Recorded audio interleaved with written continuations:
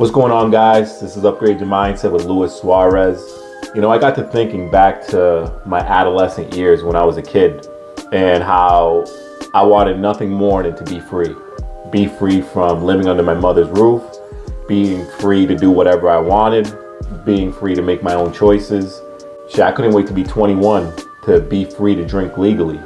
We were all there at one point wanting to move out, do our own thing, until I finally did move out and saw everything that freedom entailed. It wasn't just about living free. Little did I realize at the time that with freedom came responsibility.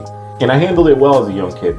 I started working at the age of 14. Of course, I had my bumps and bruises, but what it did was it produced growth. It produced strength and perseverance inside of me. It made me the man that I am today. While I was no longer dependent on someone for my needs, I embraced being an adult. I liked being independent. I liked getting my own shit, working for mine, feel me? I appreciated the fuck out of being free.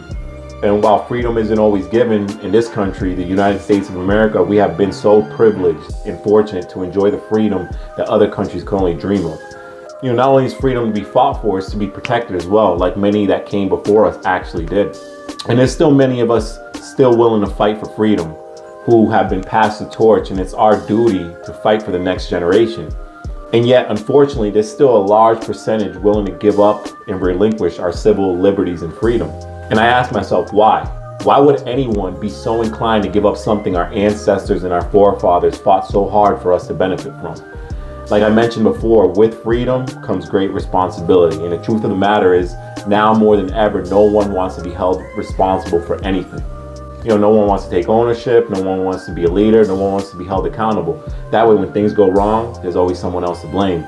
Seems like today, pointing the finger is the new wave versus having the freedom of creating the life you want for yourself and taking on the burden of being held 100% responsible if things happen to go bad. Or they can go good, who knows? I'm sure the element of uncertainty is also a factor.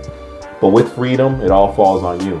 No lie, I personally know grown men who have been down for 20, 30 years in prison, and they're finally getting the chance to be released for the first time, and they are completely terrified.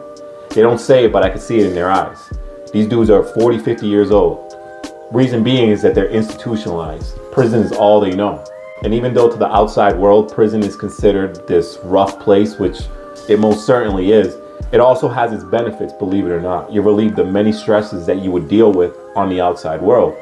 Bills, buying food, going to an actual job, transportation, managing your schedule, paying for healthcare, the list goes on.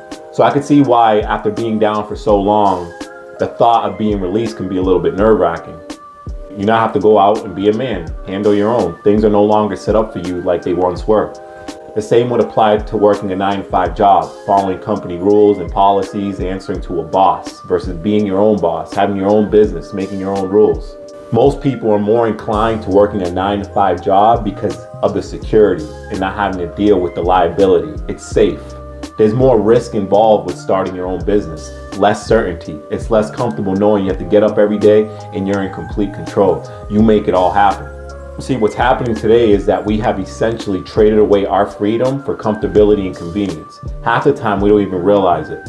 Has it made life easier? Of course. I would be a complete hypocrite to sit here and say that it hasn't benefited me as far as saving time, saving energy, and being more efficient. But at what cost? It has also weakened us greatly as a society and a culture, as a human race. We have lost our grit, we have lost our fight, we have lost our tolerance and ability to overcome adversity. Our ability to embrace challenge. We no longer want challenge. They have softened us to the point of submission where we accept everything for face value. We just do what we're told. We don't ask any questions because it's easier that way. Remember back in the day when they had Blockbuster and you were able to go and choose any movie you wanted? Now we're subjected to the likes of Netflix that has picked a selection of movies for us. Most of them suck, by the way. But what I'm saying is freedom of choice, which was Blockbuster, versus convenience of watching a movie from the comfort of your own home, which is Netflix. Movies now are being released on television. Pretty soon movie theaters are going to be a thing of the past.